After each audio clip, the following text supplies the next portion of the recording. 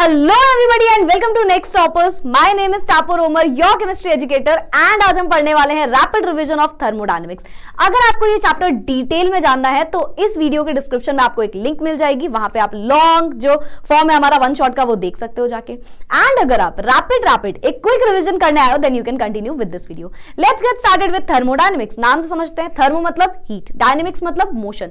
तो heat in motion, जहां पे हम स्टडी कर रहे होंगे हीट ट्रांसफर, एनर्जी, है ना, वर्क, इन सब के बारे में रिलेशंस पढ़ रहे होंगे, तो उसमें हम बोलते हैं वो है हमारे थर्मोडायनेमिक्स की स्टडी। ठीक है, नाउ हमारा पूरा का पूरा जो यूनिवर्स है वो दो चीजों से मिलकर बना है। किससे?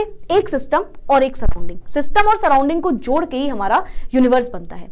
सिस्टम वो चीज है जिसपे हमारी ऑब्जर्वेशन है, जिसमें हम कोई काम कर रहे हैं, जिसमें कोई ट्रांसफर हो रहा है। ठीक है, एंड सिस्टम को छोड़ के यूनिवर्स की हर चीज जो है वो सराउंडिंग में आती है। सिस्टम और सराउंडिंग एक बाउंड्री से भी हम यू कैन से डिफरेंशिएट कर सकते हैं, सेपरेट कर सकते हैं। ठीक है, सिस्टम तीन टाइप का होता है। एक होता है हमारा ओपन सिस्टम, ऐसा सिस्टम जहां पे एनर्जी एंड मास दोनों एक्सचेंज हो सकते हैं, यानी कि एनर्जी अलाउ कर सकता है वो, है ना, वो एनर्जी को अलाउ करता है, you can say energy enter कर सकती है एंड एनर्जी रिलीज भी हो सकती है। ठीक है, साथ ही साथ मास या मैटर भी यू कैन से एब्जॉर्ब हो सकता है एंड रिलीज हो सकता है। तो ऐसे सिस्टम को आप बोलते हो ओपन सिस्टम। क्लोज सिस्टम वो सिस्टम होता है जहां पे सिर्फ और सिर्फ एनर्जी का एक्सचेंज हो सके बट मास का एक्सचेंज नहीं हो पाएगा, तो ऐसे सिस्टम को आप बोलते हो क्लोज्ड सिस्टम। एंड ऐसा सिस्टम जहां पे ना ही तो मास के फॉर्म में ना ही तो एनर्जी के फॉर्म में कोई भी चीज एक्सचेंज होगा, उसे आप बोलते हो आइसोलेटेड सिस्टम। नाउ प्रॉपर्टीज, दो प्रॉपर्टीज होती हैं। नंबर वन होता है हमारा एक्सटेंसिव प्रॉपर्टी, नंबर टू होता है हमारा इंटेंसिव प्रॉपर्टी। एक्सटेंसिव प्रॉपर्टीज वो प्रॉपर्टीज होती हैं जो कि डिपेंड कर रही होती है अमाउंट ऑफ मैटर पे। ठीक है, कितना अमाउंट ऑफ मैटर है उस पर अगर कोई चीज डिपेंड कर रही है तो वो हमारी एक्सटेंसिव प्रॉपर्टी है। एंड अगर कोई चीज डिपेंड कर रही है साइज ऑफ अ सिस्टम पे तो वो हमारी इंटेंसिव प्रॉपर्टी होती है। एक्सटेंसिव प्रॉपर्टी का एग्जांपल होता है mass, volume, energy, number of moles. ठीक है, and so on. Intensive property का एग्जांपल होता है हमारे पास प्रेशर, टेम्परेचर, कॉन्सेंट्रेशन टर्म्स जैसे कि मोलारिटी वगैरह हो गए। ठीक है, ऑल्सो याद रखिएगा कि दो एक्सटेंसिव प्रॉपर्टी का जब हम रेशियो निकालते हैं तो वो हमेशा एक हमें इंटेंसिव प्रॉपर्टी देती है। जैसे कि मोलारिटी एक इंटेंसिव प्रॉपर्टी है, वो किससे मिलकर बनी है? Number of moles and volume of solution, and ये दोनों के दोनों हमारे एक्सटेंसिव प्रॉपर्टी होती है। तो दो एक्सटेंसिव प्रॉपर्टी का रेशियो जो आता है वो इंटेंसिव प्रॉपर्टी। नेक्स्ट हम आते हैं प्रोसेस पे। प्रोसेस हमारे चार टाइप से हो सकते हैं। ठीक है, कोई काम होना है ना किसी सिस्टम में, तो नंबर वन होता है हमारा आइसोथर्मल प्रोसेस। ऐसा प्रोसेस जो कि हो रहा होगा कांस्टेंट टेम्परेचर पे, उसे आप बोलते हो आइसोथर्मल प्रोसेस। ऐसा प्रोसेस जो हो रहा होगा कांस्टेंट प्रेशर पे, उसे आप बोलते हो आइसोबारिक प्रोसेस। ऐसा प्रोसेस जो हो रहा होगा कांस्टेंट वॉल्यूम पे, उसे आप बोलते हो आइसोकोरिक प्रोसेस। एंड अगर कभी भी ऐसा प्रोसेस है जिसमें हीट का जो चेंज है वो जीरो है, डेल्टा क्यू जो हमारा निकल के आ रहा है वो जीरो है, यानी कि हीट कांस्टेंट के टाइम पे हो रहा है, तो उसे आप बोलते हो एडियाबैटिक प्रोसेस। एडियाबैटिक प्रोसेस में वर्क का जो एक्सचेंज है वो हो सकता है बट हीट के फॉर्म में जो एक्सचेंज है वो जीरो रहता है, यानी कि कांस्टेंट रहता है। नेक्स्ट हम आते हैं फंक्शंस पे। बेसिकली स्टेट वेरिएबल्स वो पैरामीटर्स होते हैं हमारे जो कि हमें एक सिस्टम जब इक्विलिब्रियम में आने वाला है उसके बारे में बताते हैं, एक सिस्टम के बारे में कोई बात बता रहे होते हैं। जो पैरामीटर्स वो हमारे स्टेट वेरिएबल्स में आते हैं। अभी दो चीज आएंगी, एक होता है स्टेट फंक्शन और दूसरा होता है हमारा पाथ फंक्शन। ऐसी चीज जो हमें सिस्टम के स्टेट के बारे में बता रहा हो पर वो बिल्कुल भी ये चीज नहीं बताएगा कि किस डायरेक्शन में कैसे होते हुए वो प्रोसेस तक आप पहुंचे हो, उसे आप बोलते हो स्टेट फंक्शन। ठीक है, for example pressure, volume, temperature, ये सब के सब हमारे स्टेट फंक्शन होते हैं।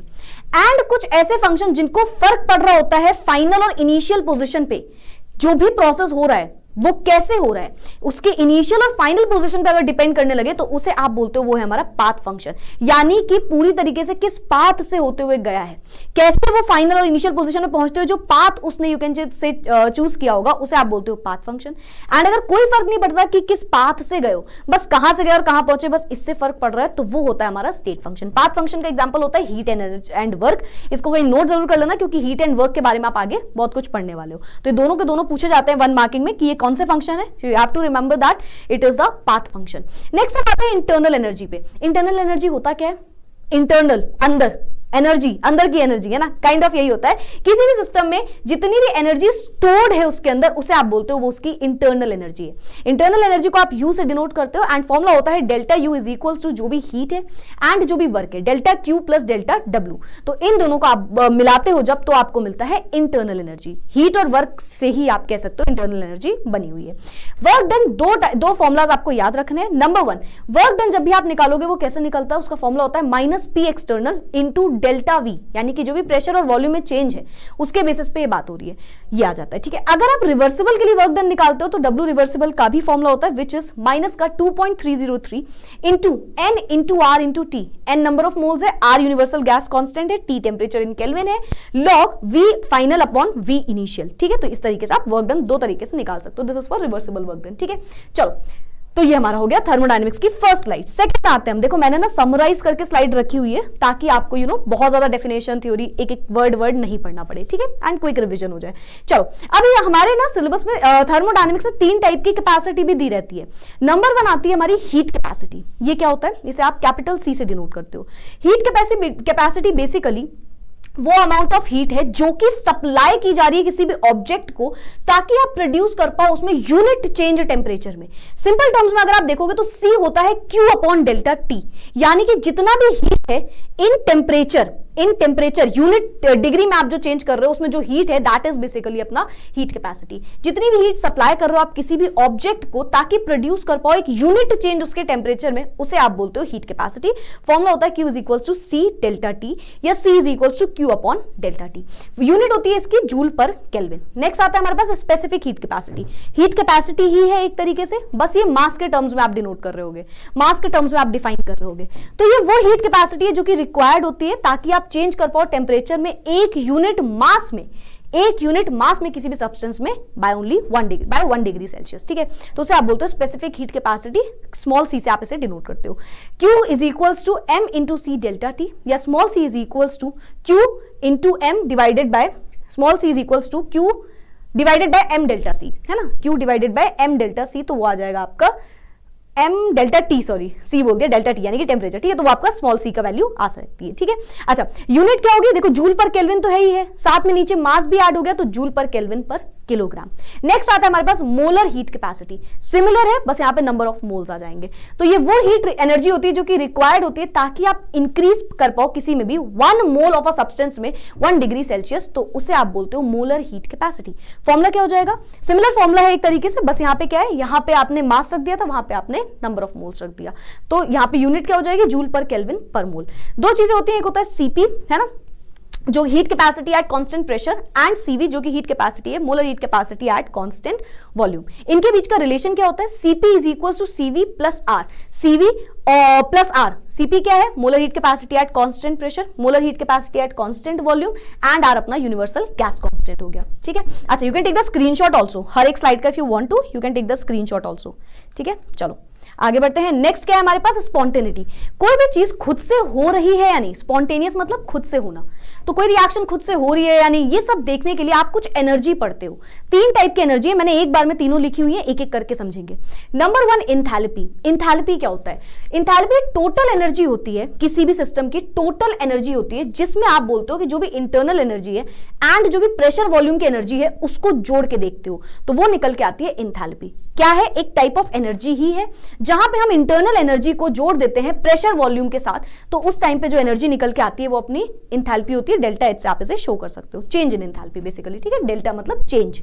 ठीक है, नेक्स्ट हमारी एनर्जी का टर्म होता है एंट्रोपी। अगेन ये भी एक टाइप ऑफ एनर्जी है, ये वो एनर्जी है जो कि आपको बताएगी कितना रैंडमनेस है, कितना डिसऑर्डरनेस है किसी भी सिस्टम में। ठीक है, तो वो होता है हमारा एंट्रोपी। इसको आप एस से डिनोट करते हो, delta S is equals to Q reversible upon delta T या टी बोल सकते हो। ठीक है, एक और चीज याद रखना है, यहाँ पे इंटरनल एनर्जी जो है, इंटरनल एनर्जी डेल्टा यू जो होता है ये अपना एक स्टेट फंक्शन होता है, एंड क्यू एंड डब्ल्यू जो होता है ये अपना एक पाथ फंक्शन होता है। ठीक है, if you want to note you can. ठीक है, तो यहां से हमारा डेल्टा एच आ गया, डेल्टा यू आ गया, एंड पी डेल्टा वी, इस तरीके से, एंड डेल्टा एस हमने निकाल लिया। ठीक है, next Gibbs free energy. Gibbs free energy भी हमें बताता है स्पॉन्टेनिटी, रिएक्शन स्पॉन्टेनियस है या नहीं है।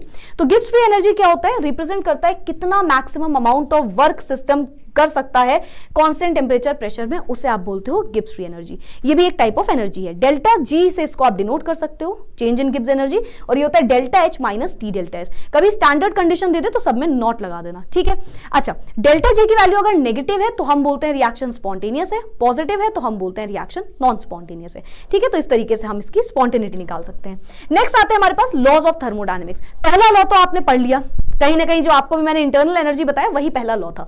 फर्स्ट लॉ एनर्जी कहता है कि एनर्जी ना ही तो आप क्रिएट कर सकते हो ना ही तो डिस्ट्रॉय कर सकते हो, केवल और केवल it can be converted from one form to another only. ठीक है, सिंपल तरीके में आप इसको एक डेरिवेशन बोल सकते हो या आप एक फॉर्मूले से रिप्रेजेंट कर सकते हो, जो कि होता है डेल्टा यू वाला, कि जितना भी वर्क डन और अपना हीट एनर्जी उन दोनों का समेशन जब हम निकालते हैं तो वो हमारा इंटरनल एनर्जी के बराबर आता है। नेक्स्ट हमारा सेकंड लॉ। सेकंड लॉ जो है इसकी कई सारी डेफिनेशंस थी, जिनमें से एक डेफिनेशन है कि अगर कभी भी हम किसी फिजिकल प्रोसेस की बात कर रहे हैं, अगर वो इरिवर्सिबल है तो उस टाइम पे जो उसकी एंट्रोपी होगी सिस्टम की वो हमेशा बढ़ेगी। ठीक है, अगर इरिवर्सिबल है तो एंट्रोपी उसकी बढ़ रही होगी, और जितनी ज्यादा फाइनल एंट्रोपी जो है वो हमेशा इनिशियल एंट्रोपी से ज्यादा होगी। तो ये एंट्रोपी यानी कि रैंडमनेस के बारे में बात हो रही होती है यहाँ पे। किसी भी सिस्टम में अगर आप एंट्रोपी देखोगे यूनिवर्स की, तो किसके बराबर होगी? यूनिवर्स की एंट्रोपी सिस्टम और सराउंडिंग के एंट्रोपी के बराबर आती है हमेशा। नेक्स्ट होता है हमारा थर्ड लॉ, जो कि बोलता है कि अगर आप एक एब्सोल्यूट जीरो पे देखोगे तो जो एंट्रोपी होगी किसी भी क्रिस्टलाइन सॉलिड की, ये हर एक स्टेट में नहीं लगता है, सिर्फ और सिर्फ क्रिस्टलाइन सॉलिड के स्टेट में ही लगता है। ठीक है, तो absolute zero basically entropy disorderness होती है ना, जितना डिसऑर्डरनेस होगा हम बोलते हैं उतनी ज्यादा रिएक्शन आगे बढ़ रही होगी। ठीक है, इसी तरीके से थर्ड लॉ कहता है कि अगर हम एब्सोल्यूट जीरो कर दें, है ना, टेम्परेचर बढ़ाने पे डिसऑर्डरनेस बढ़ रहा है, सब कुछ हम कर रहे थे, टेम्परेचर बढ़ाने पे कैसा डिपेंड कर रहा है ना, हीट बढ़ाने पे क्या करता है, हीट बढ़ाने पे डायरेक्टली प्रोपोर्शनल होता है ना, जैसे टेम्परेचर पे वो इनवर्सली प्रोपोर्शनल होता है। तो थर्ड लॉ कहता है कि अगर आप कांस्टेंट जीरो पे एब्सोल्यूट जीरो टेम्परेचर ले आओ तो उस टाइम पे जो एंट्रोपी होगी किसी भी परफेक्टली क्रिस्टलाइन सॉलिड की जब आप बात करोगे तो वो हमेशा जीरो निकल के आ जाएगी। ठीक है, तो जीरो कब होगी? जब हम एब्सोल्यूट जीरो पे उसको लेके जाएंगे। साइन कन्वेंशन याद रखना, हम सिस्टम की तरफ से हमेशा सोचते हैं, सिस्टम में कोई काम होगा तो वो हमेशा पॉजिटिव साइन दिखा रहा होगा, सिस्टम कभी कोई काम करेगा तो वो हमारे लिए हमेशा नेगेटिव होगा। जैसे अगर हीट जो है वो एब्जॉर्ब कर ली सिस्टम में तो सिस्टम में काम हुआ तो वो पॉजिटिव, हीट रिलीज हो गई, सिस्टम से काम हुआ, सिस्टम से हीट निकली तो हमारे लिए नेगेटिव हो गई। वर्क सिस्टम पे हो रहा है, हम सिस्टम की तरफ से सोचते हैं तो हमारे लिए वो चीज पॉजिटिव है, वर्क सिस्टम कर रहा है तो हमारे लिए वो चीज नेगेटिव है। एनर्जी सिस्टम की बढ़ रही है तो हम एनर्जी की सिस्टम की तरफ से देखेंगे तो वो पॉजिटिव, एनर्जी कम होती जा रही है सिस्टम की तो हमारे लिए वो चीज नेगेटिव हो गई। तो ये तीन लॉ हो गए। इसी के साथ साथ दो चीजें और होती है, एक होता है हेज लॉ और एक होता है हमारे पास बॉर्न-हीबर साइकिल। हेज लॉ क्या कहता है? बेसिकली आपने अगर रिएक्शन करी और रिएक्शन कुछ स्टेप्स में हो रही है तो उस टाइम पे अगर आपको मैं बोलूं टोटल एनर्जी, हीट एनर्जी किसके बराबर होगी, तो आप बोलोगे हर एक स्टेप में जो भी चेंज आया होगा हीट में वही उसके टोटल के बराबर आएगी। क्या बोलता है ये? रिएक्शन अगर आप सीरीज में कर रहे हो, स्टेप्स में कर रहे हो, तो जो एच आएगी, जो हीट चेंज हो रहा होगा फॉर ओवरऑल रिएक्शन, वो किसके बराबर होगा? उसकी हर एक इंथैल्पी चेंज जो आ रही होगी स्टेप में उसके सम के बराबर। ठीक है, तो अगर मैंने ए से बी बनाया डेल्टा H1 से, बी से सी गए हम डेल्टा H2 हीट निकली हमारी, फिर सी से डी गए तो डेल्टा H3 चेंज आया, तो अगर हम टोटल चेंज निकालेंगे तो वो इन तीनों के सम के बराबर होगा, H1 plus H2 plus H3 के जो भी चेंज आ रहा है। ठीक है, बॉर्न-हीबर साइकिल क्या होता है? हमने लैटिस इंथैल्पी पढ़ी थी, पिछले चैप्टर में भी पढ़ी हुई है। तो लैटिस इंथैल्पी निकालने के लिए एक इनडायरेक्ट तरीका होता है जिसे हम बोलते हैं बॉर्न-हीबर साइकिल। ठीक है, तो अगर मैंने सोडियम लिया, सोडियम को गैसियस स्टेट में पहले हम कन्वर्ट करेंगे। ठीक है, बेसिकली हो क्या रहा होता है? लैटिस एनर्जी आपने पढ़ी है, लैटिस एंथैल्पी आपने पढ़ी है ना, कि एक मोल जब हम सोडियम क्लोराइड सॉलिड स्टेट में जो है उसको तोड़ने के लिए जो एनर्जी देते हैं दैट इज लैटिस एंथैल्पी, है ना, उसके गैसियस आयंस में उसको कन्वर्ट करने के लिए, है ना, या रिवर्स करते हैं तो उसे भी लैटिस एंथैल्पी बोलते हैं। तो अगर सोडियम को सोडियम आयन में कन्वर्ट किया गैसियस स्टेट में, क्लोरीन को क्लोरीन आयन गैसियस स्टेट में हम ले गए, तो इनको जोड़ने के लिए, है ना, इनको जोड़ेंगे, 1 मोल इसका जोड़ने पे हमें 1 मोल अगर NaCl मिल रहा है, जो NaCl जो मिल रहा है, बेसिकली यहाँ पे जो हमारी इंथैल्पी यूज होती है वो क्या होती है? वही हमारी लैटिस इंथैल्पी होती है, राइट। तो यहाँ पे इसको कैसे किया होगा? तो पहले सोडियम सॉलिड को सोडियम गैसियस में कन्वर्ट किया होगा, क्योंकि गैसियस स्टेट में ही तो ऐड कर रहे होते हैं हम लैटिस एंथैल्पी निकालते टाइम। ठीक है, तो इसके लिए हमने कुछ हीट दी होगी, तो बेसिकली बहुत से स्टेप्स किए होंगे, है ना, देखो डिफरेंट स्टेप्स लग रहे हैं, इलेक्ट्रॉन एफिनिटी कभी हम दे रहे हैं, कभी कुछ कर रहे हैं, ना, क्यों कर रहे हैं? डिपेंड कर रहा है ऑफ कोर्स कि हमें किस स्टेट में लेके जाना है। तो हमें सोडियम सॉलिड को गैसियस में कन्वर्ट करना है तो हमें सब्लिमेशन पहले करना पड़ेगा, फिर उसके बाद उसे आयन में कन्वर्ट करना है तो उसे आयनाइजेशन एनर्जी देनी पड़ेगी। क्लोरीन को पहले तोड़ना है तो डिसोसिएशन एनर्जी देंगे, फिर क्लोरीन गैसियस को आयन में कन्वर्ट करना है, इलेक्ट्रॉन एफिनिटी देंगे, फिर ओवरऑल इसकी लैटिस एंथैल्पी हम निकाल सकते हैं। तो ये एक इनडायरेक्ट तरीका है, हर एक स्टेप के जब अगेन सेम कहानी है, अगर आप ऐड करोगे तो आपको फाइनल एनर्जी जो है वो चेंज मिल जाएगा। सो दिस इज अपना बॉर्न-हीबर साइकिल। डिटेल में हम इसको पहले वीडियो में भी, पहले चैप्टर में भी पढ़ चुके हैं, साथ ही साथ दूसरे चैप्टर में हमने इसको पढ़ा हुआ है। Along with along with that मैंने इसको बहुत डिटेल में वन शॉट में डिफाइन भी किया हुआ है. So yes, that's all about अपना थर्मोडायनेमिक्स. ये कुछ टॉपिक्स थे जो मैंने एक समराइज करके आपको बता दिए हैं. Again let me tell you, और बहुत डिटेल में समझना है तो आपको वन शॉट देख सकते हो आप. ठीक है. सो यस, और आई होप सो आपको रैपिड रिवीजन के हिसाब से ये चीज अच्छे से आ गई होगी. फॉर्मुला शीट अलग से बनाइएगा. ठीक है. मैं हर चैप्टर के फॉर्मुलाज ऑलमोस्ट कराती भी जा रही हूँ. क्वेश्चंस अगर रिक्वायर्ड होंगे करवाते जाएंगे साथ ही साथ. ठीक है.